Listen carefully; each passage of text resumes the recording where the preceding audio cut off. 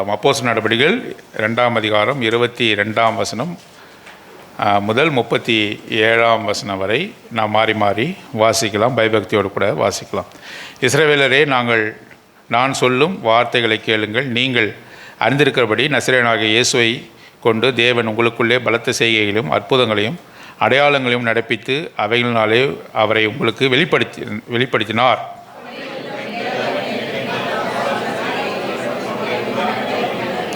நீங்கள் பிடித்த அக்கிரமக்காரனுடைய கைகளில் சிலுவையில் ஆணிக்கு கொலை செய்தீர்கள்.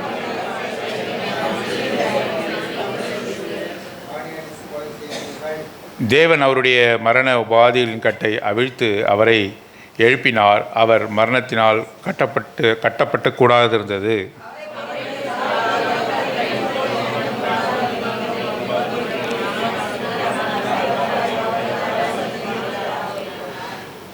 அதனாலே என் இருதயம் மகிழ்ந்து என் நாவு களி கூர்ந்து என் மாம்சம் நம்பிக்கையோடு தங்கியிருக்கும்.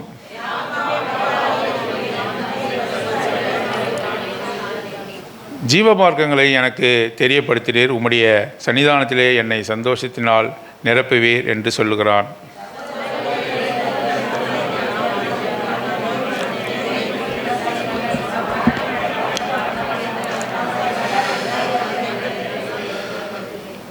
அவன் தீர்க்கதரிசியாக இருந்து உன் சிங்காசனத்தில் வீற்றிருக்கிற மாம்சத்தின்படி உன் சந்ததியிலே கிறிஸ்துவை எழும்ப பண்ணுவேன் என்று தேவன் தனக்கு சத்தியம் பண்ணினதை அறிந்தபடியால்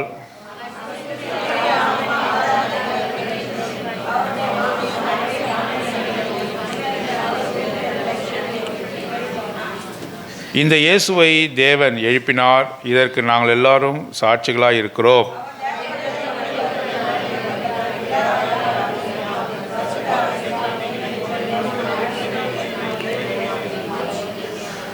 தாவீது பரலோகத்திற்கு எழுந்து போகவில்லையே, நான் உம்முடைய சத்துருக்களை உமக்கு பாதபடியாக்கி போடும் வரைக்கும்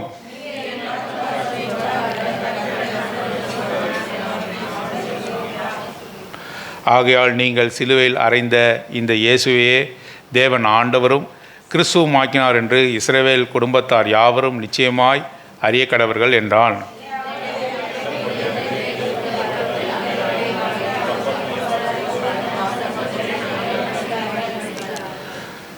இங்கே மிக தெளிவாக இங்கே ஆண்டவராக இயேசு கிறிஸ்து எதற்காக இந்த உலகத்திலே வந்தார் என்று சொல்லி அங்கே அப்போஸ்தலராகிய பேதுரும் கூட இங்கே பேசுகிறதை நாம் பார்க்கிறோம். பாருங்கள், இந்த கூட்டத்தார் நடுவாக நின்று அவர்கள் பேசுகிறார்கள். யூதர்கள் நினைத்து கொண்டிருக்கிறார்கள், தாங்கள் தான் ஆண்டவராக இயேசு கிறிஸ்துவை சிலுவையிலே அறைந்தோம் என்று சொல்லி அவர்கள் யோசனை பண்ணி நிதானித்திருந்தார்கள். நாம் தாம் அவரை சிலுவையிலே அறைந்தோம் என்று சொல்லி அவர்கள் முடிவு செய்திருந்தார்கள். ஆனாலும் கூட அப்போஸ்தலனாகிய பேதுரு அப்போஸ்தலர் அனைவரோடும் கூட அந்த ஜனங்கள் மத்தியிலே பேசுகிறார். என்ன பேசுகிறார் என்று சொன்னால், ஆண்டவராக இயேசு கிறிஸ்துவானவர் இந்த உலகத்திற்கு வந்த நோக்கம் எதற்காக வந்தார்? சுவிசேஷத்தை அறிவிக்கிறதற்கோ அல்லது சுகங்களை கொடுப்பதற்கோ வானத்திலிருந்து அப்பங்களை கொடுப்பதற்கோ மாத்திரமல்ல, அவர் வந்த முக்கியமான நோக்கம் தம்மை தாமே ஒப்பு கொடுப்பதற்கு, சிலுவையிலே தம்மை ஒப்பு கொடுப்பதற்காக வந்தார் என்பதை அழுத்த திருத்தமாக இங்கே சொல்லுகிறார். நீங்கள் கொலை செய்யவில்லை. பாருங்கள், அநேக முறை இந்த யூதர்கள் அவரை கொலை செய்ய வகை தேடினார்கள். அவரை மலையிலிருந்து பிடித்து தள்ளிவிட முயற்சி செய்தார்கள். அநேக இடங்களிலே அவரை பிடித்து நியாய சங்கத்தார் முன்பாக ஒப்பு கொடுத்து அவரை கொலை செய்ய வேண்டும் என்று யூதர்கள் நினைத்தார்கள். அப்பொழுதெல்லாம் அவர் மறைந்து போனார் என்று அங்கே போடப்பட்டிருக்கிறது. ஏனென்று சொன்னால் அவர் சொல்கிறார், ஆண்டவராகிய இயேசு கிறிஸ்து சொல்கிறார், எனது வேலை இன்னும் வரவில்லை. பிதாவாகிய தேவன் குறித்த வேலை வரும் வரைக்கும் அவர் பொறுமையாக காத்திருந்தார். எதற்காக காத்திருந்தார்? ஆசீர்வதிக்கப்படவா? இல்லை, சிலுவையிலே தம்மை ஒப்பு கொடுப்பதற்காக. பழுதற்ற குற்றமற்ற மாசில்லாத ஆட்டுக்குட்டியாகிய இயேசு கிறிஸ்துவின் இரத்தம் என்று சொல்லி நாம் 1 பேதுருவிலே வாசிக்கிறோம். ஆகவே தம்மை பலியாக கொடுப்பதற்காக அந்த வேலைக்காக காத்திருந்தார். எனது வேலை இன்னும் வரவில்லை என்று சொன்னார். பாருங்கள், நியாய சங்கத்தாருக்கு முன்பாக, பிலாத்துக்கு முன்பாக ஆண்டவர் அங்கே சாட்சியாக அங்கே அவர் சோதிக்கப்படும்படியாக அவர் நின்றபொழுது அவர் வாய் திறவாமல் இருந்தார். ஒரு வார்த்தையும் பேசலை. ஏன் அவர் பேசவில்லை? அவரை வீணாக பழி சுமத்தினார்கள், அவரை வீணாக திட்டினார்கள், அவர் மீது குற்றம் சாட்டினார்கள். அப்பொழுதும் கூட அவர் வாய் தராமல் இருந்தால். ஏன் அப்படி இருந்தார் என்று சொன்னால், அது பொறுமையை காட்டவில்லை. ஏன் என்று சொன்னால், இவர்களுக்கு அவர் மீது என்னதில்லை, அதிகாரம் இல்லை. இவரை கொல்லவோ இவரை அடக்கம் செய்யவோ அவர்களுக்கு அதிகாரம் இல்லை என்பதை அறிந்திருந்தார். இவர் எவ்வளவுதான் பேசினாலும் கூட அவர்கள் இவரை கொல்லுவார்கள், இவரை சிலுவையில் ஒப்பு கொடுப்பார்கள் என்று அவருக்கு தெரியும். ஏனென்றால் அது பிதாவின் சித்தம்.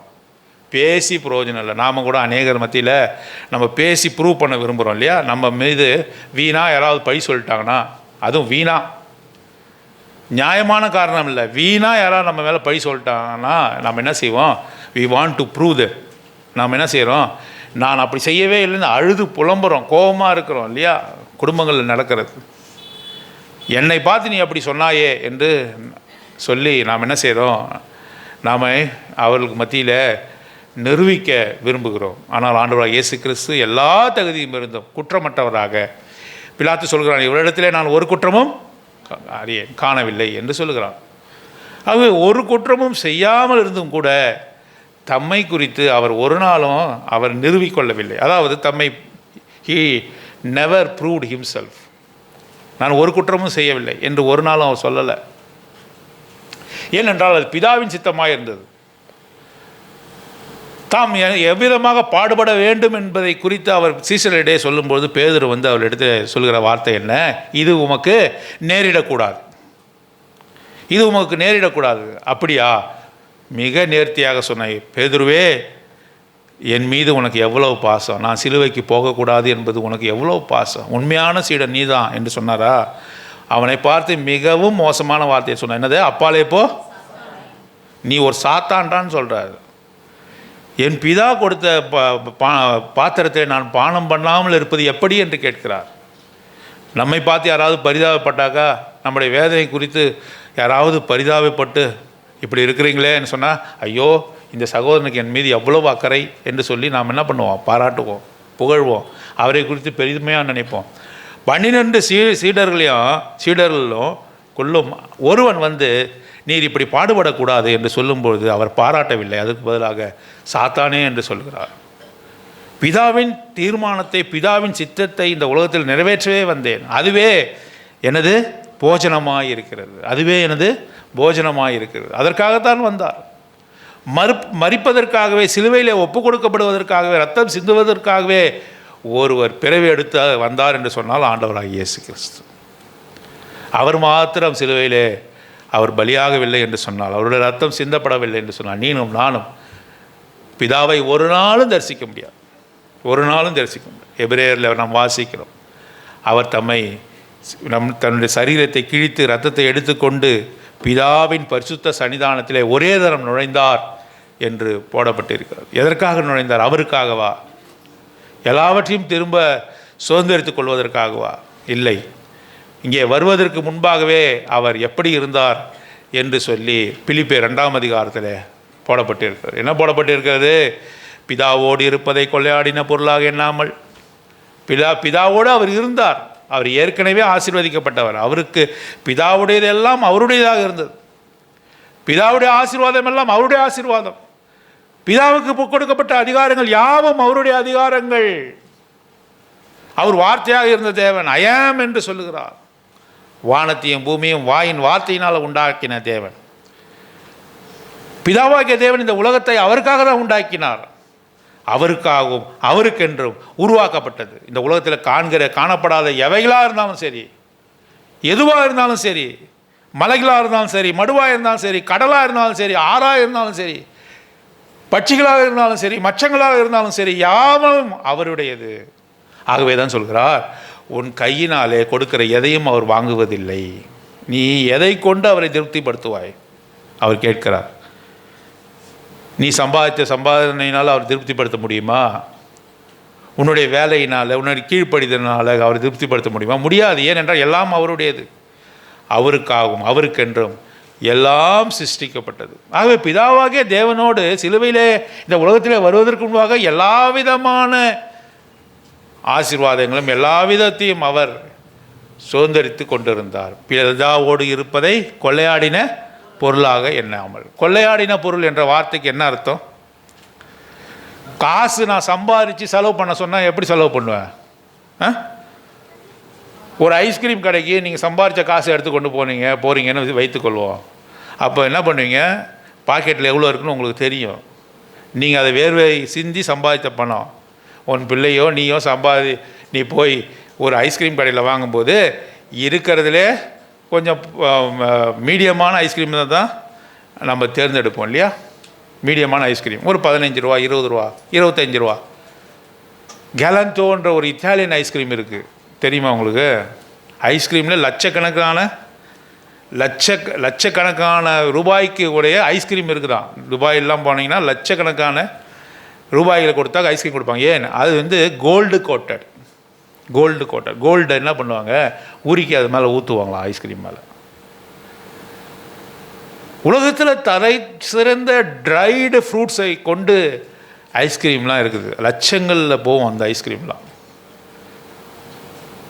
உனக்கு கொள்ளையடித்த ஒரு பணம் இருக்குன்னு வச்சுங்க, நீங்கள் எப்படி செலவு பண்ணீங்க? தூம்னு செலவு பண்ணுவீங்கல்ல. எந்த ஹோட்டலில் வேணாலும் நுழைவீங்க. நீங்கள் சம்பாதிச்ச பணமாக இருந்தாக்கா ஹோட்டலுக்கு நுழையிறதுக்கு முன்னாடி எவ்வளோ செலவாகும் அப்படின்னு யோசிப்பீங்க. யாராவது உங்களுக்கு வாங்கி தரேன்னு சொன்னாக்கா நீங்கள் எந்த ஹோட்டலில் ப்ரிஸ்கிரைப் பண்ணுவீங்க? எந்த ஹோட்டலில் சொல்லுவீங்க? இருக்கிறதுலே கடைசி கட்ட ஹோட்டலில் சொல்லுவீங்க. இல்லை, அவனுக்கு செலவு வைக்கணும்னு சொல்லி என்ன பண்ணுவேன்? பெரிய ஹோட்டலில் சொல்லுவீங்க, வாங்கி கொடு அப்படின்னு சொல்லுவீங்க. வாங்கி கொடுப்பா இந்த ஹோட்டலில் அப்படின்னு சொல்லுவோம். ஏன்? அது உன் பணம் இல்லை. கொள்ளையாடின பொருள்னாக்கா இஷ்டத்துக்கு செலவு பண்ணலாம். அப்படி இஷ்டத்துக்கு செலவு பண்ண முடியுமா? எது? பரலோகத்தினுடைய ஆசீர்வாதங்களை, பரலோகத்தினுடைய தன்மைகளை, பரலோகத்தினுடைய காரியங்களை இஷ்டத்துக்கு செலவு பண்ண முடியுமா? பிதாவோடு இருப்பதை கொள்ளையாடின பொருளாம் எல்லா உரிமையும் எனக்கு தான் என்று நினையாமல் தம்மைத்தாமே வெறுமையாக்கி சிலுவையில் தம்மை ஒப்பு கொடுத்து அடிமையின் ரூபம் எடுத்தார் என்று போடப்படும். எதற்காக ஆண்டவராக இயேசு கிறிஸ்து அப்படிப்பட்ட ஒரு நிலைமைக்குள்ளாக வந்தார் என்று சொன்னால் உனக்காகவும் எனக்காகும். யூதர்கள் நினைத்தார்கள், இவரை நாம் பிடித்து அடித்தோம், இவரை நாம் சிலுவையில் ஏற்றினோம் என்று அவர் நினைத்தார்கள். ஒரு காலம் இல்லை. பாருங்கள், ஆகவே தான் அப்போஸ்தலனாகிய பேதுரு அங்கே சொல்லுகிறார் 23ஆம் வசனம், அப்படி இருந்தும் தேவன் நிர்ணயித்திருந்த ஆலோசனையின்படி, டிட்டர்மினேட் கவுன்சல் என்று ஆங்கிலத்தில் போடப்பட்டிருக்கு. நிர்ணயித்திருந்த ஆலோசனை, இது தேவனுடைய ஆலோசனை, பிதாவாகிய தேவனுடைய ஆலோசனை. இப்படி அவர் சிலுவையில் மரிக்க வேண்டும் என்பது பிதாவாகிய தேவனுடைய ஆலோசனை, மனுஷருடைய ஆலோசனை அல்ல. மனுஷர் ஒரு நாளும் அவரை அவரை சிலுவையில் பிடித்து அடிக்க முடியாது.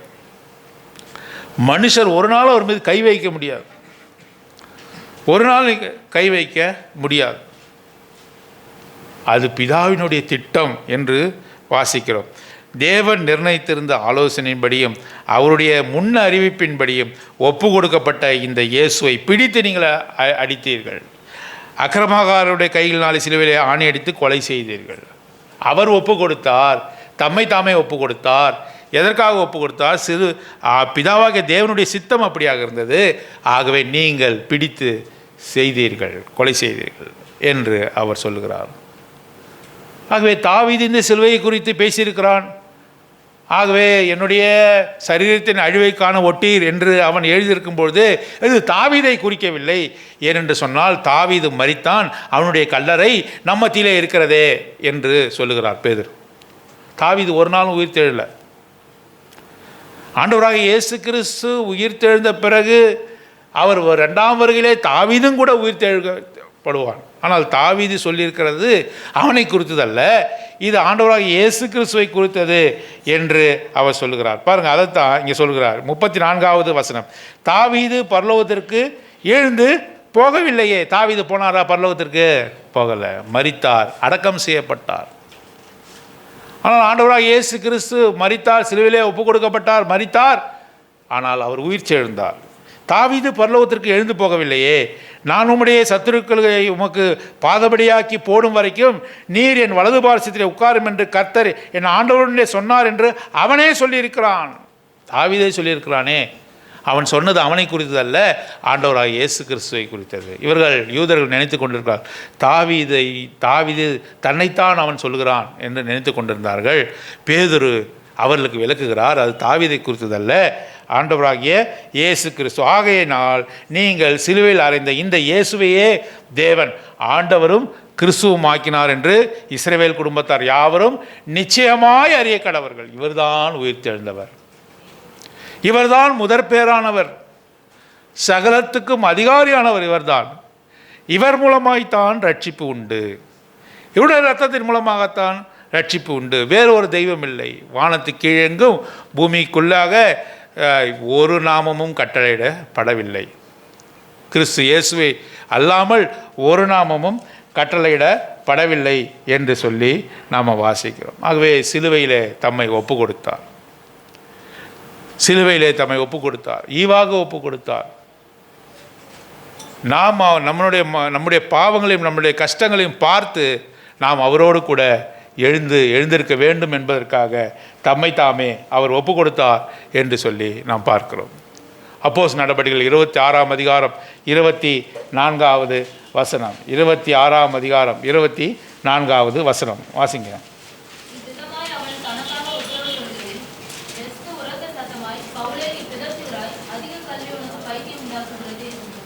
அப்போஸ்தலனாகிய பவுல் இந்த சிலுவையை குறித்து பெஸ்துவினிடத்திலே, கவர்னராகிய பெஸ்துவினிடத்திலே பேசும்போது, அதிகமாய் கல்வி கற்றிருக்கிறாய், அதனால் உனக்கு பைத்தியமாய் இருக்கிறது.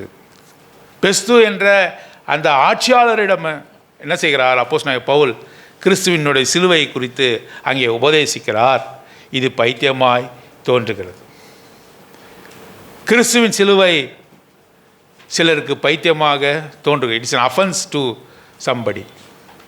அது பைத்தியமாய் தோன்றுகிறது. சிலுவையினாலே, சிலுவையின் இரத்தத்தினாலே, சிலுவையில் சிந்தப்பட்ட இரத்தத்தினாலே எப்படி ஒருவன் ரட்சிக்கப்பட முடியும் என்பது அநேகருக்கு இது பைத்தியமாய் தோன்றுகிறது. நமக்கோ அது தேவபலனாய் இருக்கிறது. சிலுவை தான் நமக்கு it's the power of God. சிலுவையின் ரத்தம் தான் நமக்கு தேவனுடைய வல்லமை நம்ம இடத்துல கொண்டு வந்து சேர்த்தது. சிலருக்கு இது பைத்தியமாக இருக்கிறது. நீங்கள் போய் சொல்லுங்கள், ஆண்டவராக இயேசு கிறிஸ்து உங்களுக்காக மரித்தார். உடனே அவன் கேட்பான், என்ன கேட்பான்? ஏன் அவர் எனக்காக மரிக்க வேண்டும்? நீ ஒரு பாவி, யாரை பார்த்து நீ பாவின்னு சொல்கிற? நான் எங்கே பாவம் செய்தேன்? நான் புண்ணிய ஆத்மா.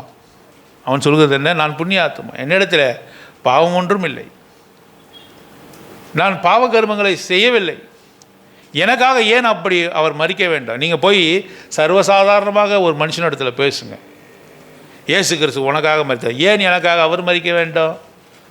நீ ஒரு பாவி, என்னையாடா நீ பாவின்னு சொல்கிற அப்படின்னு கேட்பான். நான் என்ன பாவ கர்மங்களை செய்தேன் என்று கேட்பான். சரி, அப்படியா இருந்தாலும் 2000 வருஷத்துக்கு முன்பாக சிந்தப்பட்ட ரத்தம் என்னை எப்படி அது சுத்திகரிக்கும்? என்னை எப்படி சுத்திகரிக்கும்? இதெல்லாம் கேள்விகளாக உங்களை கேட்பார்கள். அது பைத்தியமாய் தோன்றுகிறது, உலகத்திற்கு பைத்தியமாய் இருக்கிறது. இந்த சத்தியமானது பைத்தியமாக இருக்குது. ஆண்டவராக இயேசு கிறிஸ்துவின் ரத்தம் அவர்களுக்கு பைத்தியமாக இருக்கிறது. நமக்கோ தேவபலனாக இருக்கிறது, பவர் ஆஃப் காட். சிலுவையிலே சிந்தப்பட்ட இரத்தத்தினால் ஒழிய உங்களை ஒரு நாளும் பிதாவாகிய தேவன் ஏற்றுக்கொள்வார் இல்லை. ஒரு நாளும் அவர் ஏற்றுக்கொள்ள மாட்டார். ஏன்? நீங்கள் பாவத்தின் சம்பளம் மரணம். ஆகவே பாவத்தின் சம்பளமாகிய மரணத்துக்குள்ளாக நாம் செல்ல வேண்டும். சிலுவையிலே நம்மை அடிக்க வேண்டும், சிலுவையிலே நம்மை துன்புறுத்த வேண்டும். ஏன்? நம்முடைய பாவம் அவ்வாறாக இருக்கிறது. பாவம் செய்கிற ஆத்துமா சாகும், பாவம் உன்னை தொடர்ந்து பிடிக்கும். இதெல்லாம் சொல்லப்பட்டிருக்கு.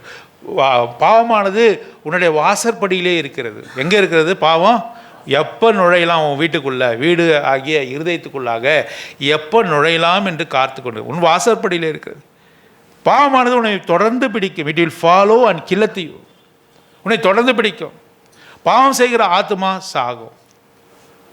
ஆகவே ரத்தம் சிந்தப்படாமல் ஒரு நாளும் பாவ மன்னிப்பு இல்லை. Without shedding of blood there is no remission of sin. ஆகவே நீ அதிக சவுகாரத்தை கையாடினாலும், அதிகமான சோப்புகளை பயன்படுத்தி உன்னை கழுவினாலும் கூட இந்த ஆத்ம சுத்திகரிப்பு கிடைக்காது. நீ ஆத்மாவிலே சுத்திகரிக்கப்படவில்லை என்று சொன்னால் ஒரு நாளும் பரலோகத்தின் தேவனை நீ தரிசிக்க முடியாது. அவரை ஒருவரும் காண முடியாது. காண முடியாத தேவன், காணக்கூடாத தேவன். உன்னுடைய பாவ கண்களினாலே அவரை நீ பார்க்க முடியாது. ஆகவே தான் நீ இரத்தத்தினாலே கழுவப்பட வேண்டும். அந்த இரத்தம் எப்படிப்பட்ட இரத்தமாக இருக்க வேண்டும்? குற்றமற்ற, மாசற்ற, பழுதற்ற ஆட்டுக்குட்டியானவராகிய இயேசு கிறிஸ்துவனுடைய இரத்தமாக அது இருக்க வேண்டும். ஆகவே நம்மை போல ஒருவராக மாறினார். எபிரேயரில் வாசிக்கிறோம், பிள்ளைகள் மாம்சத்தையும் இரத்தத்தையும் உடையவர்களாக இருக்க அவரும் அப்படி ஆனார். நமக்கு மாம்சமும் இரத்தமும் இருப்பது போல ஆவியாக இருந்த தேவன். நம்ம வாசிக்கிறோம், என்ன வாசிக்கிறோம்? எனக்கு ஒரு சரீரத்தை உண்டு பண்ணீர். அப்போ அவர் ஆண்டவராகிய இயேசு கிறிஸ்து பிதாவாகிய தேவனிடத்தில் சொல்கிறார், அவர் ஆவியாக இருக்கிறார். பிதாவாகிய தேவனும் ஆண்டவராகிய இயேசு கிறிஸ்துவும் ஆவியாக இருக்கிறார்கள். ஆகவே மாம்சத்தையும் இரத்தத்தையும் உடையவராக அவர் வர வேண்டும். ஆகவே தான் பிதாவாகிய தேவனை நோக்கி ஆண்டவராகிய இயேசு கிறிஸ்து சொல்கிறார், என்ன சொல்கிறார்னு சொன்னால், எனக்கு ஒரு சரீரத்தை உண்டு பண்ணீர். சரீரத்தை உண்டு பண்ணினார். சரீரம் வந்தவுடனே அது மாம்சமும் இரத்தமும் உடையதாக மாறினது. அப்போ வலி, வேதனை எல்லாம் வரும். மாம்சமும் இரத்தமும் ஒரு ஆவிக்குள்ளாக வந்தால் அதில் வலி, வேதனை உண்டாகும். ஆகவே தான் பிள்ளைகள் மாம்சத்தின் இரத்தத்தையும் உடையவராக இருக்க அவரும் அப்படியானார். எபிரேயர் 2ஆம் அதிகாரம் சொல்லுகிறது, அவர் ஒவ்வொருவருக்காகவும் மரணத்தை ருசி பார்த்தார். ஒவ்வொருவருக்காகவும் மரணத்தை ருசி பார்த்தார். He tasted the death for each one of you, each one of us. ஒவ்வொருவருக்காகவும் மரணத்தை ருசி பார்த்தார். ஏன் அவருக்கு அவ்வளோ பாடுகள்? சிலுவையில் அவ்வளோ பாடுகள். ஏன் அவ்வளோ பாடுகள்? சிலுவை மரணம் அவ்வளோ கொடியதா? யோசிச்சு பார்த்துறீங்களா? ஆண்டவராக இயேசு கிறிஸ்து மாத்திரம்தான் சிலுவையில் அடிக்கப்பட்டாரா? இல்லை. அந்த காலத்தில் இப்பொழுது நம்ம நாட்டில் இருக்கக்கூடிய தூக்கு தண்டனை போல, அமெரிக்க தேசத்தில் இருக்கக்கூடிய எலக்ட்ரிக் சேர் போல, ரோமர்கள் ஒரு மனுஷனை கொல்ல வேண்டும் என்று சொன்னால் சிலுவையில் தான் அடிப்பார். அப்போது அவருடைய காலகட்டத்தில் சிலுவையில் அடிக்கப்பட்டவர்கள் அநேகர். கள்ளர்கள், குற்றவாளிகள், கொலைபாதகர்கள் எல்லோரும் அடிக்கப்பட்டார்கள். ஆனால் இயேசு கிறிஸ்து அடிக்கப்படுவதற்கும் ஆண்டவராகிய இயேசு கிறிஸ்து அடிக்கப்படுவதற்கும் மற்றவர்கள் அடிக்கப்படுவதற்கும் வித்தியாசம் உண்டு. வித்தியாசம் உண்டு. என்ன வித்தியாசம்? மரித்தவன் அவனுக்காக மரித்தான். அவனுக்காக கூட மரிக்க முடியாது. சரீரத்தில் மரண வேதனை அனுபவித்தான். இந்த உலகம் தந்த தண்டனை ஏற்றுக்கொண்டான். ஆனால் இவரோ நம் ஒவ்வொருவருக்காக அவர் மரணத்தை ருசி பார்த்தார். அவர் சிலுவையிலே தொங்கும்போது உங்கள் ஒவ்வொருவருடைய பாவம் அவர் மேல் சுமக்கப்பட்டது. யோசித்து பாருங்களேன். ஆதாம் முதல் இந்த உலகம் முடிவு பெறுகிற போது பிறக்கிற குழந்தையினுடைய பாவம் முதற்கொண்டு சிலுவையிலே ஆண்டவராக இயேசு கிறிஸ்து உங்கள் ஒவ்வொருவருக்கும், எனக்காகவும், உங்கள் ஒவ்வொருவருக்காகவும் தனிப்பட்ட விதமாக உங்கள் பாவங்கர்வங்களெல்லாம் தூக்கி அவர் தலை மீது வைத்தார். யார்? பிதாவாகிய தேவன். ஆகவே தான் அவ்வளவு கொடுமையான மரணம் அவருக்கு. மற்ற மரணத்தை போல அல்ல. அந்த வலி, வேதனையை அவராலே தாங்க முடியல. யாரால் தாங்க முடியல? ஆண்டவராகிய இயேசு கிறிஸ்துவால். ஏனென்று சொன்னால் அவர் அவருக்காக மரிக்கலை, நம்ம எல்லோருக்காகவும் ஒவ்வொருவருக்காகவும் மரித்தார். அந்த வலி வேதனை அவருக்கு ஏற்பட்ட காரணத்தினால் பிதாவே பிதாவே ஏன் என்னை கைவிட்டு, அவர் பார்க்கிறார், ஏன் என்னை கைவிட்டு, இவ்வளவு கஷ்டமான மரணமா? ஆகவே தான் கெத்செமனே தோட்டத்திலே அவர் ஜெபம் பண்ணும்போது சொல்லுகிறார், பிதாவே உமக்கு சித்தமான இந்த பாத்திரம் என்னை விட்டு. இப்போது அவர் வந்ததோடைய பர்பஸே என்ன? அவர் மரிப்பதற்காகத்தான். ஆனாலும் கூட இதை விட்டு நான் போக விரும்புகிறேன் என்று சொல்லுகிறார். ஏன் சொல்லுகிறார்? அவ்வளவு கொடுமையான பாவமா? நம்முடைய பாவம் எப்படிப்பட்ட பாவம்? அவ்வளவு வேதனையை ஆண்டவருக்கே கொடுத்தது. அவ்வளவு வேதனையை ஆண்டவர் கொடுத்ததுனால இதிலிருந்து நான் விடுபட்டா போதுன்னு சொன்னாராம். நினச்சி பாருங்கள், எவ்வளவு கஷ்டங்களை நாம் அவருக்கு கொடுத்துருக்கிறோம். நம்முடைய பாவ கர்மங்கள் அவ்வளவு கொடிதாக இருந்தது. ஆகவே தான் அவராலே கூட தாங்க முடியாத அளவுக்கு அது வேதனையை கொடுத்தது. பிதாவே உமக்கு சித்தமானா இந்த பாத்திரத்தை என்னை விட்டு, இந்த மரணத்திலிருந்து நான் விடுவிக்க விரும்புகிறேன் என்று கதறும்படியாக செய்தது நம்முடைய பாவ அக்கிரமம் என்று சொல்லி பார்க்கிறோம். ஆகவே அவர் உயிர் தெழுந்தார், நமக்காக அவர் மரித்தார், தம்மை ஒப்பு கொடுத்தார் என்று சொல்லி பார்க்கிறோம். ஆகவே கலாத்தியரில் கிறிஸ்துவை குறித்தும் அந்த சிலுவையை குறித்தும் ஒரு சில காரியங்களை நாம் பார்த்து நம்ம முடிக்கலாம். பாருங்கள், கலாத்தியர் 3ஆம் அதிகாரம் 13வது வசனம். 3ஆம் அதிகாரம் 13ஆம் வசனம். யாராவது எடுத்துங்க வாசிங்க. மரத்திலே தூக்கப்பட்ட எவனும் சபிக்கப்பட்டவன். மரத்திலே தூக்கப்பட்ட எவனும் cursed is the one who hangeth on the cross. இது எங்கே வாசிக்கிறோம்? உபாமத்தின் புத்தகம் 21ஆம் அதிகாரம் 23வது வசனத்தில் வாசிக்கிறோம். இது பழைய ஏற்பாட்டினுடைய நடைமுறை. மரத்திலே தூக்கி போடுவார்கள். ஒருவனை கொலை செய்ய வேண்டும் என்று சொன்னால் மரத்திலே அவனை கட்டி போட்டு தூக்கிலிடுவார்கள். ஆகவே அந்த விதமான ஒரு மரணத்தை அவர் அனுபவித்தார். மரத்திலே தூக்கப்பட்ட எவனோ சபிக்கப்பட்டவன். அவர் நமக்காக சாபமானார், சாபமாக மாறினார். சாபத்தினுடைய தண்டனையை அவர் ஏற்றுக்கொண்டார். ஆகவே கலாத்தியரிலே அப்போஸ்தலனாகிய பவுல் சொல்கிறார், உனக்காகவும் எனக்காகவும் உன்னுடைய சாபங்கள் கருமங்கள் எல்லாவற்றையும் அவர் சிலுவையிலே ஏற்றுக்கொண்டார் என்று சொல்லிப்பார். He becometh curse for us. He is not a curse. அவர் சாபம் அல்ல. அவர் சாபம் செய்வதற்கு ஏதுவான பாவத்தை அவர் செய்யவில்லை. He becometh our curse. அப்படி என்றால் நமக்காக அவர் சாபமானார், நமக்காக அவர் பாவமானார். நம்முடைய கருமங்கள், நம்முடைய பாவங்கள், நம்முடைய சாபங்கள் அவர் மீது வைக்கப்பட்டது என்று சொல்லி பார்க்கிறோம். அவர் நம்ம சாபங்களை சுமந்து நமக்கு ஆசீர்வாதத்தை கட்டளையிட்டார். சாபத்தை எடுத்துக்கொண்டார், ஆசீர்வாதத்தை கொடுத்தார். பாவத்தை எடுத்துக்கொண்டார், ரட்சிப்பை கொடுத்தார். பாவத்தை எடுத்துக்கொண்டு அதோடு நிற்கவில்லை, அவர் அதற்கு பதிலாக ரட்சிப்பை கொடுத்தார். தன்னுடைய பிள்ளைகளுடைய சாபங்களை எல்லாம் அவர் ஏற்றுக்கொண்டு அவர் என்ன செய்தார்? நமக்கு ஆசீர்வாதத்தை கொடுத்தார். அடிக்கடி நம்ம பார்க்கணும் இல்லையா, இந்த பில்டிங்லாம் எரிஞ்சதுனாக்கா இப்போ கூட நம்ம கேள்விப்பட்டோம். வெளிவர முடியாத சூழ்நிலையில் தாய் என்ன செய்தால் தன் குழந்தையை அரவணைத்து கொண்டு அப்படியாக கருகி போன நிலைமையில் கிடந்தார். உள்ளாக பார்க்கும்பொழுது யார் இந்த குழந்தை உயிரோடு இருந்ததை பார்த்து காப்பாற்றினார். தன்னை காட்டிலும் தன் குழந்தை காப்பாற்றப்பட வேண்டும் என்று சொல்லி உயிர் தியாகம் செய்த தாய்மார்களை நாம் பார்க்கிறோம். ஆகவே நம்மை அவர் ஆசீர்வதிக்கும்படியாக அவர் சாபத்தை ஏற்றுக்கொண்டார். நமக்கு ரட்சிப்பை கொடுக்கும்படியாக அவர் நம்முடைய பாவத்தை ஏற்றுக்கொண்டார். அவர் வாயிலே வஞ்சனை இல்லை, அவர் ஒரு துரோகமும் செய்யவில்லை, அவர் வாயிலே கபடு இல்லை. நமக்கு ஆசீர்வாதத்தை கொடுத்தார் என்று சொல்லி பார்க்கிறோம்.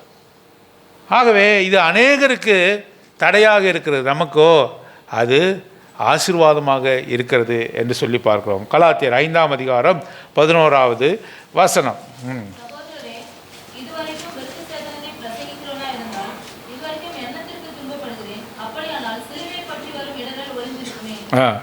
சிடரல் சிலுவை குறித்து தியானிக்கும் போது அது அநேகருக்கு இடரலாக இருக்கிறது. It's a stumbling black.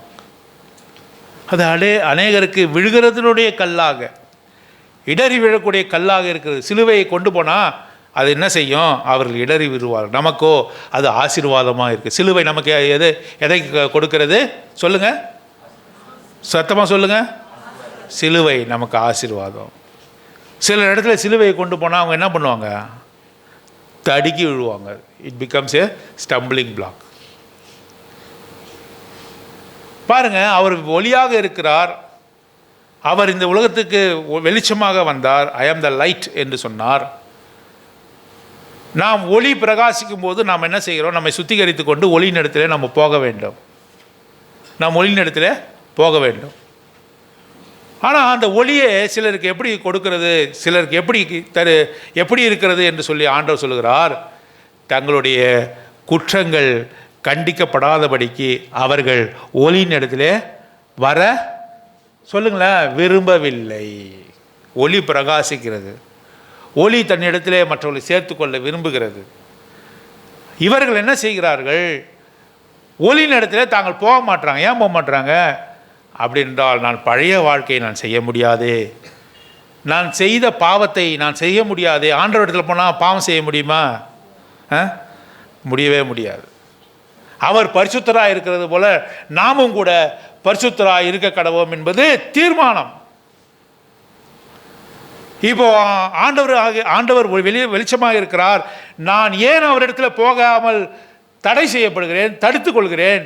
அவர் வெளிச்சத்தில், அந்த வெளிச்சத்தில் நான் போக முடியாதபடி என்னை எது தடை செய்கிறது? என்னுடைய தீர்மானம். ஏனென்றால் நான் கண்டிக்கப்பட விரும்பவில்லை. நான் சேற்றிலே இருக்கக்கூடிய பன்றியை போல இருக்க விரும்புகிறேன். கழுவப்பட்ட பன்றி எங்கே போவோம்? சேற்றுக்கு திரும்புவது போலவும். 1 பேதுருல வாசிக்கிறோம். கழுவப்பட்ட பன்றி எங்கே போதா? சேற்றுக்கு போவோம். நீ எவ்வளோதான் பன்றியை குளிப்பாட்டி வச்சாலும் எங்கே போவோம்? அது கண்ணுக்குட்டியை குளிப்பாட்டி வச்ச எப்போ நம்ம குளிப்பாட்டு வாங்கணும் இருக்குமா? கன்றுக்குட்டிலாம் பார்த்தீங்கன்னா சேரு அது மேலே இருந்தால் கூட எப்போ நம்ம குளிப்பாட்டுவார்கள், எப்போ நம்ம கழுவுவார்கள், சுத்தப்படுத்துவார்கள் கன்றுக்குட்டி நினைக்குமா? பண்ணியை நல்லா சுத்தப்படுத்தி வச்சா என்ன நினைக்குமா? ஐயோ இது அசிங்கமாக இருக்கு, நான் திரும்ப எப்போ சேத்துக்கு நான் போகணும். நாய் கக்கினதை தின்னுமாம் போல. நாய் கக்கி 2 உதாரணம் சொல்கிறார் பேதுருவில். கழுவப்பட்ட பன்றி தன் இருப்பிடத்திற்கு திரும்புவது போலவும் நாய் கக்கினதை தின்னுமாம் போல. நாய்க்கு ஒரு ரொம்ப அசிங்கமான ஒரு குணம் இருக்குது. நாய் நன்றி உள்ளது தான், எனக்கு ரொம்ப பிடிக்கும் நாய். ஆனால் ஒரு குணத்தை ஆண்டவர் அருவருப்பாக சொல்கிறார். பிவேர் ஆஃப் டாக்ஸ் என்று கூட சொல்லுகிறார். பாருங்கள், சில வீடுகள்லாம் எழுதி வச்சிருக்கு நாய்கள் ஜாக்கிரதை. அது பிப்ளிக்கல் வேர்டு. அது என்ன வேர்டு? வேதத்தில் இருக்கக்கூடிய வார்த்தை. நாய்களுக்கு ஜாக்கிரதை என்பது வேதத்திலிருந்து எடுக்கப்பட்டது. Cleanness is next to godliness. இது பிப்ளிக்கல் வேர்டா? இல்லை, காந்தி சொன்ன, காந்தியோ நேர சொன்ன, அது தேவனுடைய வார்த்தை இல்லை. பிவேர் ஆஃப் டாக்ஸ், நாய்களுக்கு ஜாக்கிரதையாக இருங்க என்பது வேதத்தின் வார்த்தை. நாய் என்ன செய்யும்? கக்கினதை தின்னும். அருவருப்பாக இருக்கும் இல்லையா? கக்கிட்டு தின்னலாமா? வாந்தி எடுத்த பொருளை நம்ம சாப்பிட முடியுமா? வாந்தி எடுத்த உடனே நம்ம அந்த இடத்த விட்டு ஓடி வந்துடுவோம். நம்ம அம்மா கூட கழுவ வர மாட்டுறாங்க நிறைய பேர். நீங்கள் வாந்தி எடுத்து பாருங்கள், அம்மா கூட கழுவ மாட்டாங்க. நீயே தண்ணி ஊற்றிட்டு வான்னு சொல்லுவாங்க. அருவருப்பானது. மனுஷனுடைய சுவாபம், கண்டிக்கப்படாத சுவாபம் எப்படிப்பட்டதுக்கு? நாய் கக்கின தின்னுமாம் போல, கழுவப்பட்ட பன்றி சேற்றுக்கு திரும்புமாம் போல என்று சொல்கிறார். நீ ஒளி நேரத்தில் வர விரும்பவில்லையா? சிறுவு நேரத்தில் வர விரும்பவில்லையா? அப்படி என்றால் நீ பாவத்தில் இருக்க நீயே விரும்புகிறாய். நான் செய்கிற ஐயோ நான் ஆண்டவர்கிட்ட போனால் இந்த பாவத்தெல்லாம் செய்ய முடியாது, நான் வீட்டிலே இருந்துக்கிறேங்க. சபைக்கு போனால் தானே நிறையா வார்த்தையை சொல்கிறாங்க. அந்த வார்த்தை என்ன செய்யுது? என் உள்ளத்தை கழுவுது. ஆண்டவர் சொல்கிறாரு, என்னுடைய வார்த்தையை நீங்கள் கேட்டுக்கொண்டிருக்கிறீர்கள், இப்பொழுதே நீங்கள் சுத்தமாகி கொண்டிருக்கிறீங்கன்னு சொல்கிறாரு. பாருங்கள், எவ்வளோ ஒரு அற்புதமான வார்த்தை. அது சுத்த ஜலமாக இருக்கிறது. It's a pure water. The word of God is a pure water. It cleanseth us. அது சுத்திகரிக்கிறது. இப்போ வார்த்தையை ஏன் கேட்குறோம்? ஞாயிறு தோறும் ஏன் சபைக்கு வரோம்? ஆண்டோடைய வார்த்தையை ஏன் கேட்குறோம்? அந்த வார்த்தை உள்ளே போய் நம்மை அறியாமலே என்ன செய்கிறது என்று சொன்னால் நம்மை சுத்திகரிக்குதான். நம்மை சுற்றி இப்பொழுதே நீங்கள் சுத்தமாகப்பட்டு கொண்டு இருக்கிறீர்கள் என்று சொல்கிறேன். நீங்கள் வார்த்தையை கேட்க கேட்க நீங்கள் சுத்தமாகிட்டே இருக்கீங்க. அதனால்தான் சபைக்கு வரணும். ஞாயிறு தோறும் வந்து ஆண்டவர் என்ன சொல்கிறார் என்று கேட்கணும். அது என்ன செய்கிறது? என் இருதயத்தை, என் பாவமான இருதயத்தை, என் அழுக்கு பிடித்த இருதயத்தை அது கழுவுகிறது. அது கழுவுகிறது. ஆகவே ஆண்டவர் சொல்லுகிறார், என்ன சொல்கிறாரு? அநேகருக்கு அவர் தடைக்கல்லாக இருக்கார். சிலுவையானது தடைக்கல்லாக, உங்களுக்கோ அது ரட்சிப்புக்கு ஏதுவாக இருக்கிறது. அது ரட்சிப்புக்கு ஏதுவாக இருக்கிறது. ஒளியின் இடத்துல நாம் செல்ல விரும்புகிறோம். ஆண்டவரே, இன்னும் என் மீது ஒளி பரவட்டும், என் அழுக்கெல்லாம் காட்டட்டும். ஒளி நேரத்தில் போகும்போது எந்தெந்த இடத்துல அழுக்காக இருக்குதுன்னு நம்ம கண்டுபிடிக்க முடியும். சில கடைகள்லாம் போனீங்கன்னாக்கா டிம் லைட் போட்டு வச்சுருக்காங்க, மங்கின ஒளி போட்டு வச்சுருக்காங்க. ஏன் போட்டு வச்சுருக்காங்க? நீ கண்டுபிடிக்கக்கூடாதுன்னு, பழுத கண்டுபிடிக்கக்கூடாதுன்னு. வீட்டுக்கு எடுத்து வந்து நல்ல டியூப் லைட்டு போட்டு பார்த்தா தான் தெரியுது அது எத்தனை இது இருக்குதுன்னு. Dim light. Dim light hotels கூட இப்போ வந்துருக்கு. என்னன்னாக்கா அங்கே போனால் கேண்டில் லைட் ஹோட்டல் இருக்குது. கேண்டிலோடைய ஒளியில் நீ சாப்பிடலாம், டிம் லைட் ஒளியில் சாப்பிட்லாம். சாப்பாட்டு தட்டில் என்ன தான் இருக்குதுன்னு தெரியாமல் சாப்பிட வேண்டாம். Dim light hotels, candle light hotels மன ரம்யமாக இருக்கிறது பார்க்குறது. ஆனால் உன் தட்டில் என்ன இருக்குன்னு தெரியாது. எனக்கு தெரியாதுன்னு நினைக்கிறேன். முதல்ல கல்லை வந்தால் எனக்கு தெரியாது. அப்போது ஒளி, பிரகாசமான ஒளியின் இடத்துல வரும்பொழுது என்னிடத்தில் என்ன அழுக்கு இருக்கிறது, என்ன விதமான தீதான காரியங்கள் இருக்கிறது என்பதை வெளிக்காட்டுகிறது. நான் கிட்ட போக போக, வார்த்தையை படிக்க படிக்க அது என்னை சுத்திகரிக்கிறது. அவருடைய ரத்தம் சுத்திகரிக்கிறது, பாவத்தை சுத்திகரிக்கிறது. 1 யோவானில் வாசிக்கிறோம். இயேசு கிறிஸ்துவின் ரத்தம் சகல பாவங்களை நீக்கி நம்மை சுத்திகரிக்கிறது.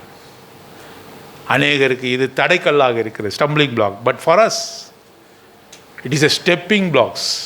அவரிடத்தில் போகும் படிக்கட்டுகளாக அது காணப்படுகிறது என்று சொல்லி பார்க்கிறோம். மூன்றாவதான காரியத்தை பார்க்கிறோம். 6ஆம் அதிகாரம் 14ஆம் வசனம். கலாத்தியர் 6:14.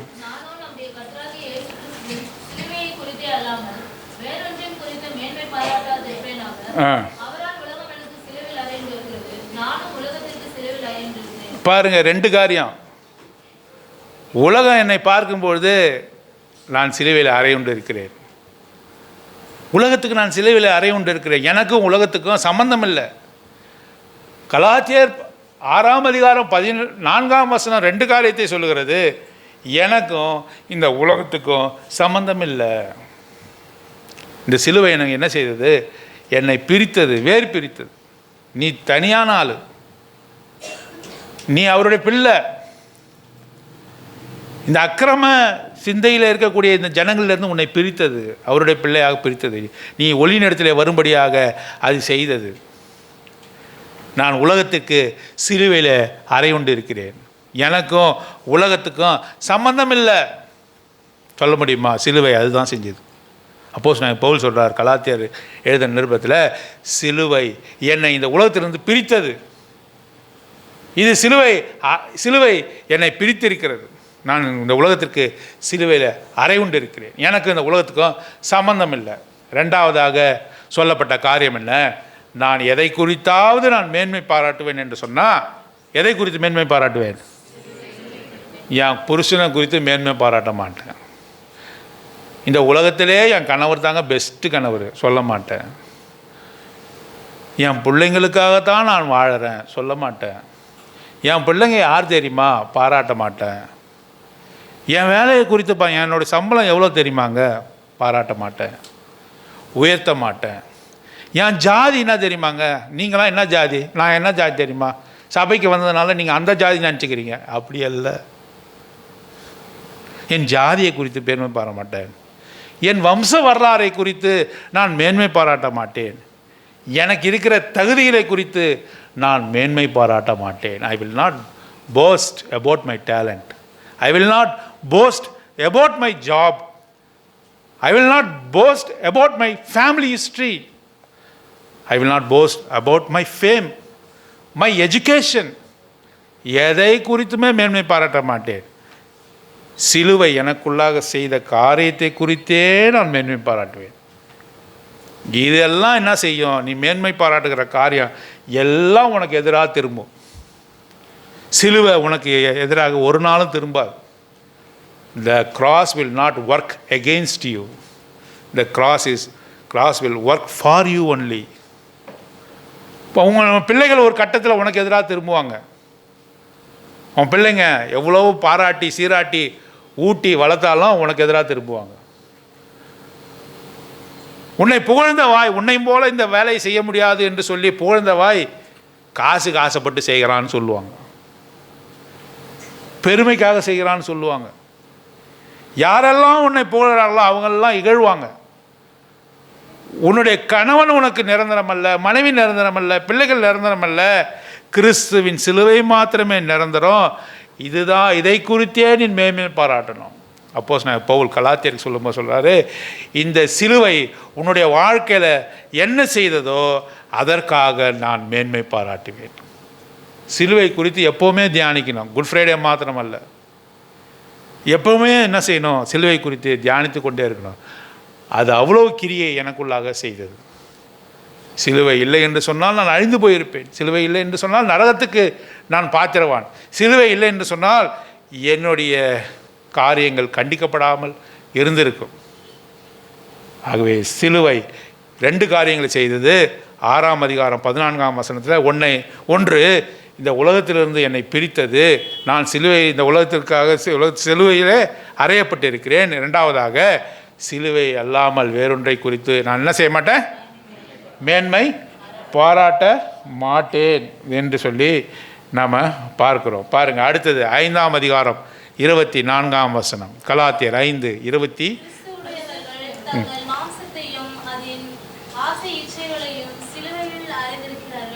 மாம்சத்தையும் ஆசை இச்சைகளையும் எங்கே அடிச்சிட்டாங்களா? சிலுவையில் அடிச்சிட்டாக்கா அது சிலுவையிலேருந்து வர முடியாது. என்னுடைய ஆசை, என்னுடைய இச்சைகள் எல்லாவற்றையும் என்ன செய்திருக்கிறார்கள்? அவருடைய ஜனங்கள் என்ன செய்திருக்கிறார்கள்? சிலுவையிலே அறைந்திருக்கிறார்கள்.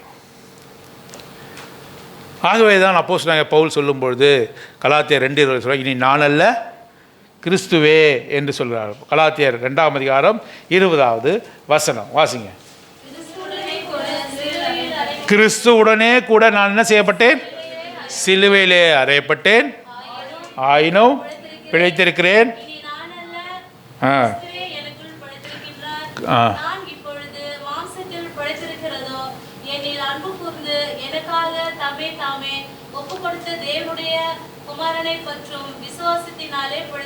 நான் சிலுவையிலே அறையப்பட்டு யாரோடு கூட அறையப்பட்டிருக்கேன்? இனி நான் அல்ல. என்னை பார்க்கிறவர்கள் என்னை பார்க்கக்கூடாது. யாரை பார்க்கணும்?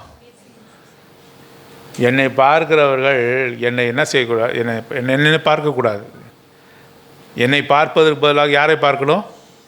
ஆண்டவராகிய இயேசு கிறிஸ்துவை பார்க்கணும். இயேசு கிறிஸ்துவனுடைய குணாதிசயங்கள் எனக்குள்ளாக காணப்படணும். அதுதான் அர்த்தம். இனி நான் அல்ல கிறிஸ்துவே எல்லாம் என்றால் என்ன அர்த்தம்? என்னை பார்ப்பவர்கள், என்னுடைய நடவடிக்கையை பார்ப்பவர்கள் என்னை பார்க்கக்கூடாது, கிறிஸ்துவை பார்க்க வேண்டும். கிறிஸ்துவை பார்க்கணும். அப்படிப்பட்ட ஒரு வாழ்க்கை நாம் செய்ய முடியல. கிறிஸ்து இந்த சிலுவை எனக்குள்ளாக கிரியை செய்கிறது என்று சொல்லுகிற நாம் அப்படிப்பட்ட ஒரு சாட்சியை சொல்ல முடியுமா? என்னை பார்க்கிறவர்கள் என்னை பார்க்கக்கூடாது. என்னை விட மோசமான ஆளை பார்ப்பீங்கன்னு சொல்கிறான்ல. பிரதர், சர்ச்சில் நான் எப்படி இருக்கிறேன், வீட்டு பக்கம் வந்து பாருங்க நான் எப்படி இருக்கிறேன். எங்கே போனாலும் உன்னை எப்படி பார்க்கணும்? கிறிஸ்துவை பார்ப்பது போல் பார்க்கணும். இந்த ஊரில் ஒருத்தர் இருக்கிறாருங்க, அவரை பார்த்தா கிறிஸ்துவை பார்ப்பதை போல் இருக்கிறது. அங்கிள் அடிக்கடி சொல்லுவார், சாது சிங்க தெருக்களின் வழியாக போனாக்கா ஜனங்க சொல்லுவாங்களாம், கிறிஸ்து போகிறது போல் இருக்கிறது சொல்லுவாங்களாம். அவருடைய நடை உடை பாவனை மாத்திரமல்ல, அவர் செய்த செயல்கள், அவர் அவர் அவர் காட்டின அன்பு எல்லாமே கிறிஸ்துவை போலவே இருந்ததுதான். இவர்தானோ கிறிஸ்து என்று சொல்லும் அளவுக்கு அவருடைய வாழ்க்கை இருந்தது. இந்த சிலுவை அதுதான் நம்முடைய உள்ளத்தில் செய்யணும். ஒருவேளை நாம் அப்படிப்பட்டவர்களாக இல்லாமல் இருக்கலாம். இப்பொழுது வசனத்தை கேட்டுக்கொண்டிருக்கிறவர்கள் தங்களுடைய மாம்சத்தையும் ஆசையை செய்யும் சிலுவையிலே அறையாதவர்களாக இருக்கலாம். ஆனால் நாம் அப்படி இருக்கக்கூடாது. சிலுவையிலே நம்ம ஒப்பு கொடுக்கணும். கிறிஸ்துவை போல நம்ம வாழணும். இனி நான் அல்ல, இனி நான் அல்ல, கிறிஸ்துவே எல்லாம். அவர் தான் மகிமைப்படணும். என்னை பார்ப்பவர்கள் கிறிஸ்துவை பார்க்க. அப்போஸ்தலனாகிய பவுல் சொல்கிறாரு, கிறிஸ்து உங்களிலே உருவாகும் அளவும் நான் என்ன செய்கிறேன்? கற்ப வேதனை படுகிறேன். கிறிஸ்து நமக்குள்ளாக என்ன செய்யணுமா? உருவாகணும். உருவாகி நம்மை ஆக்கிரமித்து நான் நடந்தால் கிறிஸ்துவை போல இருக்கணுமா? என்னுடைய செயல்பாடு கிறிஸ்துவை போல இருக்கணும். ஒரு நாளில் வராது, ஆனாலும் அப்படி தான் மாறணும். கிறிஸ்து உங்களுக்குள்ளே உருவாகும் அளவும், உங்களுக்குள்ளே கிறிஸ்து என்னது கொஞ்சம் கொஞ்சமாக உருவாகி அது என்ன செய்யணும்? அங்கே பெருகி நான் கிறிஸ்துவை போல மாறணும். பிரதர், அப்படிப்பட்ட வாழ்க்கை என்ன நேரத்தில் இல்லை, ஒப்பு கொடுக்கலாம். அதுக்கு தான் இன்றைக்கி வந்திருக்கோம். ஜெபத்தில் ஒப்பு கொடுக்க தான் வந்திருக்கிறோம். எவ்வளோ நாட்களாக நான் ஆண்டவரை ஏற்றுக்கொண்டு ஆண்டவருடைய ரத்தத்தினால் கழுவப்பட்டு இருக்கிறேன், ஆனாலும் கூட கிறிஸ்துவை போல என்னால் வாழ முடியல. சொல்லுவோமா? அப்படி சொல்ல முடியுமா? அப்படி என்றால் எவ்வளோ பரிதபிக்கப்பட வேண்டிய ஜனங்களாக இருக்கிறோம். கிறிஸ்து எனக்குள்ளாக உருவாகும். அங்கே நம்ம வாசிக்கிறோம் 2ஆம் அதிகாரம் 20வது வசனம். மீண்டும் வாசிங்க. 20வது வசனம் மீண்டும் வாசிங்க.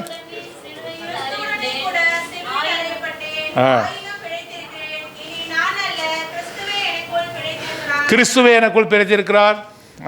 அடுத்த மாம்சத்திலே நான் வாழ்கிறேன், வாழ்கிறேன், என்னில் அன்பு கூர்ந்து ஒப்பு கொடுத்த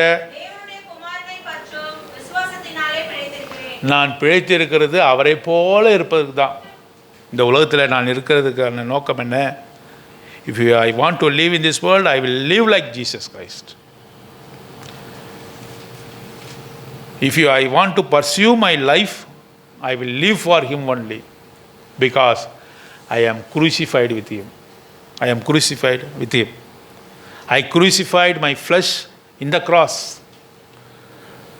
No more me. நான் அல்ல, இனி நான் அல்ல, கிறிஸ்துவே எல்லாம், கிறிஸ்துவே எல்லாம். அதுதான் அப்போஸ்தலனாகிய பவுல் அங்கே சொல்கிறார். அவே கலாத்தியரில் அந்த சிலுவையின் சிந்தனையை நமக்குள்ளாக இன்றைய தினத்தில் ஆண்டவர் கொண்டு வந்தார். கலாத்தியரில் என்ன வாசிக்கிறோம்? முதல்ல அவர் சாபமாக மாறினார். அவர் சாபமாக மாறினார். 3:13 அவர் நமக்காக சாபமாக மாறினார். ஏன் சாபமாக மாறினார்? Why he became curse for us? Galatians chapter 3 verse 13 why he became curse for us? Did he commit any sin? No. ஏன் அவர் நமக்காக சாபமானார்? அவர் நம்முடைய சாபத்தை ஏற்றுக்கொண்டு நமக்கு என்ன கொடுத்தாரு? He took all our curse from us and he gave blessing. Instead, he gave blessings to us. He blessed us with heavenly blessing. உன்னதத்தில் இருக்கக்கூடிய ஆசீர்வாதங்களாலே நம்மை ஆசீர்வதித்தார். அவர் நம்முடைய சாபங்களை எடுத்துக்கொண்டு நம்மை ஆசீர்வதித்தார். நம்முடைய பாவங்களை எடுத்துக்கொண்டு என்ன கொடுத்தாரு? இன்ஸ்டெட் ஆஃப் டேக்கிங் அவர் sins, he gave salvation unto us. He saved us. He took all our sins. Instead, he gave salvation unto us. மரத்திலே தூக்கப்பட்ட எவனும் சபிக்கப்பட்டவன் என்ற வார்த்தையின்படி at an appropriate time, by the determinate counsel of God, Christ was crucified. கிறிஸ்துவானவர் சிலுவையிலே தம்மை ஒப்பு கொடுத்தார். ரெண்டாவதாக என்ன வாசிக்கிறோம்? கலாத்தியரில் it becomes a stumbling block for everyone. கலாத்தியர் 5:11 மற்றவர்களுக்கு இந்த சிலுவை எப்படி இருந்தது? இடரலாக இருந்தது. சிலுவை அவங்க மத்தியில் அவங்களோட வாழ்க்கையில் இந்த சிலுவையை ஏற்றுக்கொள்ளுங்கன்னு சொன்னாங்க. அவங்க என்ன பண்ணுவாங்க? அவங்க வேண்டாம் என்று சொல்லுவார். சிலுவை வேண்டாம் என்று சொல்லுவார். ஆனால் நம்மிடத்தில் கொடுக்கப்படும் பொழுது அது நமக்கு இடரலுக்கு ஏதுவான கல்லாக இருக்காது. அது ஆசீர்வாதத்தின் ஊற்றாக அது இருக்கிறது. ஒலியின் இடத்துல நாம் போக விரும்புவோமா, விரும்ப மாட்டோமா? விரும்புகிறோமா, விரும்பாமல் இருக்கிறோமா? விரும்புகிறோம். இரும்பாதீங்க, விரும்புகிறீங்க. விரும்புகிறேன். எங்கே போக விரும்புகிறீங்க? ஒலியின் இடத்துல போக விரும்ப. ஒலியின் இடத்துல போக போக உங்களுடைய வாழ்க்கை என்ன நடக்கும்? பிரகாசிக்க. அழுக்கு தெரியும். முதல்ல ஒலியின் இடத்துல போக போக என்ன தெரியும்? அழுக்கு தெரியும். இருட்டில் இருக்கும்போது அழுக்கு தெரியுமா? You can't find any dirt in your shirt or in your cloth. When you are in darkness, when you approach the light, it will illuminate that dirt in your flesh. ஆகவே உன்னிடத்தில் போக போக அது என்ன செய்யும்? உன்னிடத்தில் இருக்கிற அழுக்கு, நீ சரி செய்ய வேண்டிய காரியங்கள் எல்லாவற்றையும் அது காண்பிக்கும். அப்போது நீ சுத்திகரித்து கொள்ள முடியும். ஆகவே தான் பார்க்கிறோம், அது அநேகருக்கு தடைக்கல்லாக இருக்கிறது, இது உனக்கோ ஆசீர்வாதமாக இருக்கிறது என்று அப்போஸ்தலன் பவுல் கலாத்தியருக்கு எழுதின காரியத்தில் ரெண்டாவதாக சொல்கிறார். மூன்றாவதாக அவர் சொல்லும்பொழுது என்ன சொல்கிறார்? 6:14 என்ன சொல்கிறார்? 6:14 உலகம் எனக்கு சிலுவையில் அறையப்பட்டிருக்கு. அப்படி என்ன? உலகத்துக்கும் எனக்கு என்னது? பிரிவினை இருக்கிறது. உலகத்துக்கும் எனக்கும் பிரிவினை இருக்கிறது. நான் அவர்களை போல் அல்ல. இதுதான் இந்த சிலுவை எனக்கு செய்தது. மற்றவர்களை போல, அக்கிரமக்காரரை போல நான் வாழ முடியாது. அக்கிரமக்காரர்கள் செய்வதை போல நான் செய்ய முடியாது. இந்த ஊர் ஜனங்கள் வாழ்கிற மாதிரி நான் வாழ முடியாது. அவர் சொல்படி தான் நான் வாழ முடியும். ஏனென்றால் சிலுவை, உலகமானது சிலுவையிலே அறையப்பட்டிருக்கிறது என்று சொல்லி பார்க்கிறோம். அது செப்பரேஷனை காட்டுகிறது. 6:14 இன்னொரு காரியத்தை சொல்கிறார், மேன்மை பாராட்டு. எதை குறித்து நான் என்ன செய்ய மாட்டேன்? இன்றைக்கி மறந்துடலாமா? என் வேலையை குறித்து சொல்லுங்களேன், சத்தமாக சொல்லுங்கள், எல்லாம் சேர்ந்து சொல்லுங்கள். என் வேலையை குறித்து, என் படிப்பை குறித்து, என் சொத்தை குறித்து, என் பங்களாவை குறித்து. பிரதர், எனக்கு எங்கே பிரதர் பங்களாவா இருக்குது? என் வீட்டை குறித்து, என் காரை குறித்து, என் பேரை குறித்து, என் ஜாதியை குறித்து நான் என்ன செய்ய மாட்டேன்? மேன்மை பாராட்டுவேன். யாரை குறித்து மேன்மை பாராட்டுவேன்? கிறிஸ்துவினுடைய சிலுவை. என் வாழ்க்கையில் நான் ஒரு காரியம் மேன்மை பாராட்டுவேன். உயர்த்தி உயர்த்தி உயர்த்தி உயர்த்தி நான் சொல்லுவேன் என்று சொன்னால் ஒரு காரியத்தை தான் உயர்த்தி சொல்லுவேன். அந்த ஒரு காரியம் என்ன? சிலுவை. ஏன் நான் உயர்த்தி சொல்ல வேண்டும் சிலுவையை? அந்த சிலுவை தான் எனக்கு என்ன செய்து? என்னை காப்பாற்றினது, எனக்கு கிரியை செய்தது, என்னை மீட்டது, என்னை சுத்திகரிக்கிறது. நான் அவரை காணும்படியாக அந்த சிலுவை தான் செய்கிறது. அந்த சிலுவை குறித்தே நான் மேன்மை பாராட்டுவேன். அடுத்தது, ஆசை இச்சைகள்லாம் நான் சிலுவையில் அரைஞ்சிட்டேன். இனி நான் அல்ல, கிறிஸ்துவே எல்லாம். கிறிஸ்துவுடனே கூட நான் சிலுவையிலே அறையப்பட்டேன். கிறிஸ்து ஒரு சிலுவையிலையும் நான் ஒரு சிலுவையிலும் அறையப்படல. கிறிஸ்துவின் சிலுவையிலே நான் என்ன பண்ணப்பட்டேன்? கிறிஸ்துவின் சிலுவையிலே நான் அறையப்பட்டேன். அது சிலுவையானது என்னுடைய வாழ்க்கையில் அநேக காரியங்களை செய்கிறது. நாம் இப்படியே வந்து சிலுவையை ஏற்றுக்கொண்டவர்கள். நாம் இப்படியே போவதற்காக வரல. சிலுவையை மேன்மை பாராட்ட வந்திருக்கிறோம். சிலுவையை உயர்த்தி பிடிக்க வந்திருக்கிறோம். அந்த உலகத்தாரோடு அல்ல. ஒரு பிரித்தெடுக்கப்பட்ட ஒரு வாழ்க்கை வாழ்வதற்காக நாம் இங்கே வந்திருக்கிறோம். அவர் சாபமானார். ஏன் நான் அப்படி வாழ வேண்டும்? எனக்காக என்னுடைய சாபங்களை எடுத்துக்கொண்டு ஆசீர்வாதத்தை கொடுத்தார். என்னுடைய பாவங்களை எடுத்துக்கொண்டு ரட்சிப்பை அவர் எனக்கு கொடுத்தார். என்னுடைய ஆசை இச்சைகள் எல்லாம் சிலுவையிலே சிலுவையில் அடிக்கப்பட்டு இருக்கிறது. எனக்கு விடுதலையை அவர் கொடுத்தார். அதற்காகத்தான் ஆண்டவராக இயேசு கிறிஸ்து சிலுவையில் அடிக்கப்பட்டார். அதற்காகத்தான் அவருக்கு சொல்லொண்ணாத வேதனைகள் அவருடைய வாழ்க்கையிலே வந்தது. அவருடைய வாழ்க்கையில் சொல்லொண்ணாத வேதனைகளை அவர் சிலுவையில் அனுபவித்தார். மற்றவர்கள் சிலுவையில் அடிக்கப்படுவதற்கும் ஆண்டவராக இயேசு கிறிஸ்துவானவர் சிலுவையில் அடிக்கப்படுவதற்கும் வித்தியாசம் இருக்கிறது. என்ன வித்தியாசம்? என்னுடைய பாவத்திற்காகவும் அவர் என்ன பண்ணப்பட்டார்? என்னுடைய பாவத்தையும் அவர் எடுத்துக்கொண்டார். உங்கள் ஒவ்வொருடைய பாவத்தையும் எடுத்துக்கொண்டார். எபிரேயர் 2 வாசிக்கிறோம். நாம் ஒவ்வொருவருக்காக அவர் மரணத்தை, மிக நேர்த்தியான வார்த்தை, மரணத்தை அடைந்தார்னு போடல, மரணத்தை அடைந்தார் என்று போடல. மரணத்தை எதை ருசி பார்ப்போம்? ஐஸ்கிரீம். இந்த சபைக்கு ஐஸ்கிரீம் தான் ரொம்ப பெருசு. ஐஸ்கிரீம் பிரியாணி ஸ்வீட்டை தான் ருசி பார்ப்போம். ருசி பார்க்கும்போது வெறுப்பாக ருசி பார்ப்போமா? சந்தோஷமாக ருசி பார்ப்போமா? எப்படி ருசி பார்ப்போம்? லட்டை கொடுக்குறாங்க, அழுதுக்குன்னு அந்த லட்டை சாப்பிட வேண்டியது. ஐயோ, அந்த லட்டை சாப்பிடுமா? எங்கள் அம்மாவுக்கு பிடிச்ச ஒரு இது என்ன ஸ்வீட்டுனாக்கா பாதுஷா. எனக்கு பிடிக்காது. எனக்கு பாதுஷா பிடிக்காது. எங்கள் அம்மாவுக்கு ரொம்ப ஒரு ஸ்வீட்டுனாவே பாதுஷா தான் பிடிக்கும். என் மனைவி ஸ்வீட் பாக்ஸை வாங்கும்போது ஒரு பாதுஷா அதில் வாங்கி எடுத்துகிட்டு வந்து, ஏங்க உங்கள் அம்மாவை நினச்சிக்கிங்க பாதுஷா சாப்பிடு, think of your mother and eat the badusha. ஆனால் நான் சாப்பிட்டா எங்கள் அம்மா சாப்பிடுவாங்களான்னு கேட்டேன் நான். இல்லை. அப்போ அந்த பாதுஷா சாப்பிடும்போது கஷ்டப்பட்டா சாப்பிட்றோம்ல, ஸ்வீட்டை சாப்பிடும்போது கஷ்டப்படும். உங்களுக்கு பிடிச்ச ஸ்வீட்டு ஐஸ்கிரீம் சாப்பிடும்போது கஷ்டப்படும்.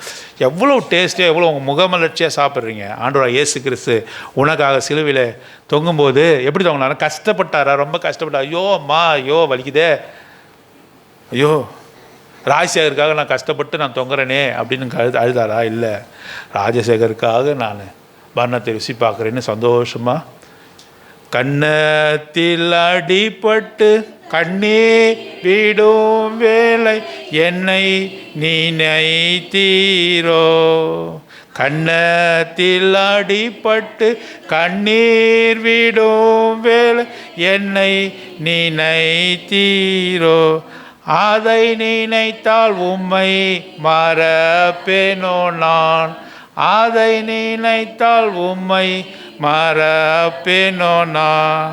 ஓ எந்தன் பூமானை காண சிந்தை பெருகுதையோ, என்றைக்கு காண்பேனோ.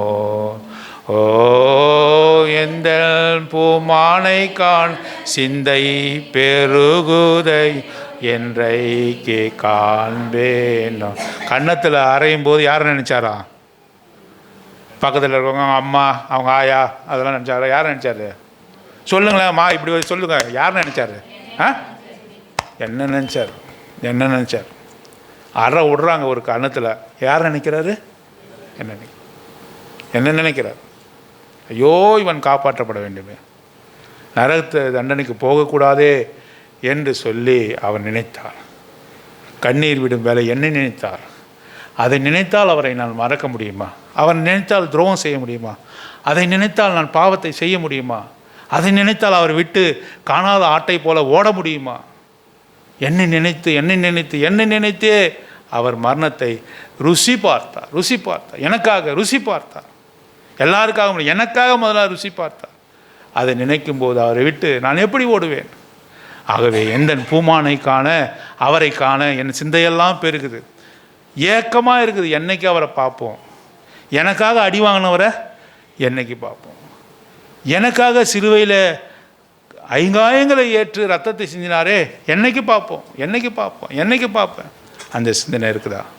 அந்த சிந்தனை, கிறிஸ்துவின் சிந்தனை இருக்கிறதா? அவரை குறித்த அந்த சிந்தனை, அவர் சிலுவையில் பட்ட பாடுகளின் சிந்தனை நம்மிடத்தில் இருக்கிறதா என்று நம்ம ஒவ்வொருத்தர் கேட்கணும். நம்ம வாழ்க்கையை மாற்றுகிறது அந்த சிலுவையானது. நம்முடைய வாழ்க்கையை மாற்றுகிறது. சிலுவையை அணிந்து கொள்வது பெருசு கிடையாது.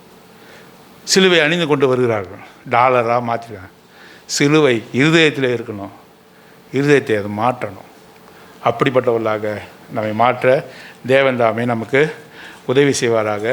உருகாதோ நெஞ்சமே என்ற பாடலை பாடிவிட்டு நாம் ஜெபத்திற்கு செல்லலாம்.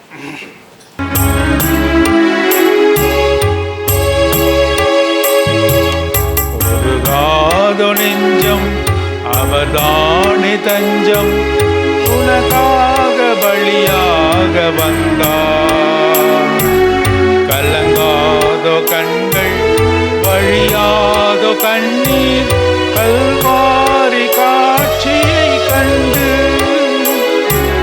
கல்வாரி காட்சியை கண்டு. உருகாதோ நெஞ்சம்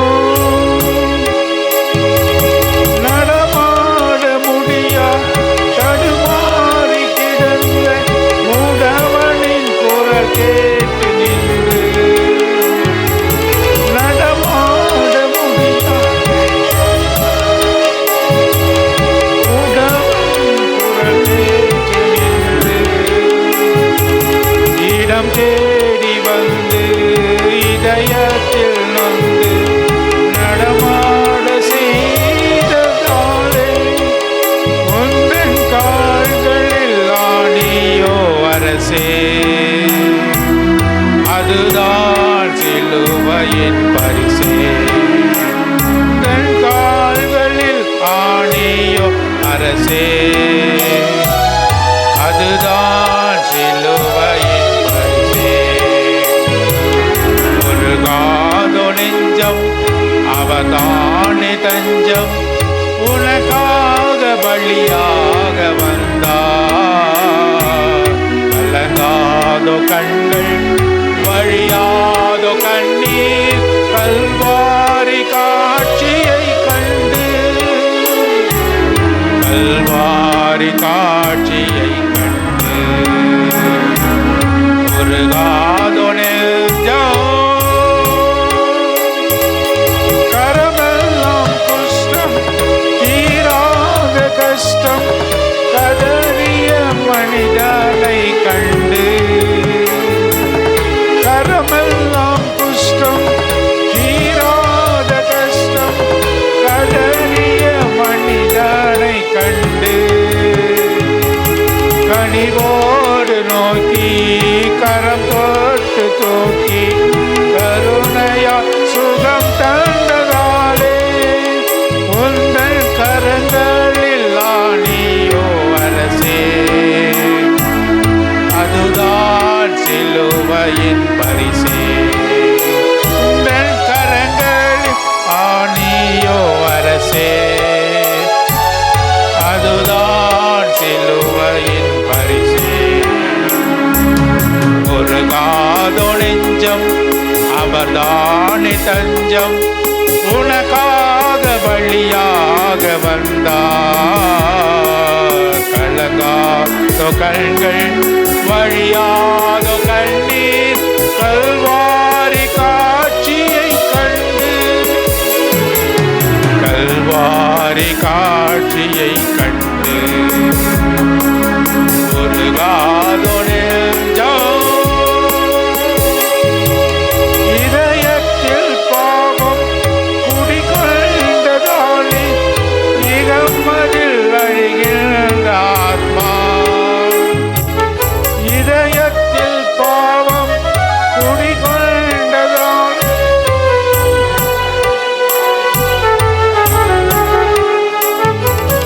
பாவத்தை நீக்கி பாவியை மீட்டு ரட்சிப்பின் வழி தந்ததாலே உந்தன் இதயத்தில் ஈட்டியோ அரசே அதுதான் சிலுவையின் பரிசே உந்தன் இதயத்தில் ஈட்டியோ அரசே அதுதான் சிலுவையின் பரிசே ஒரு காதோ நெஞ்சம் அவர்தானே தஞ்சம் உனக்காக பலியாக வந்தார் கலங்காதோ கண்கள் வழியாதோ கண்ணீர் கல்வாரி காட்சியை கண்டு கல்வாரி காட்சியை கண்டு ஒரு காதோ நெஞ்சம்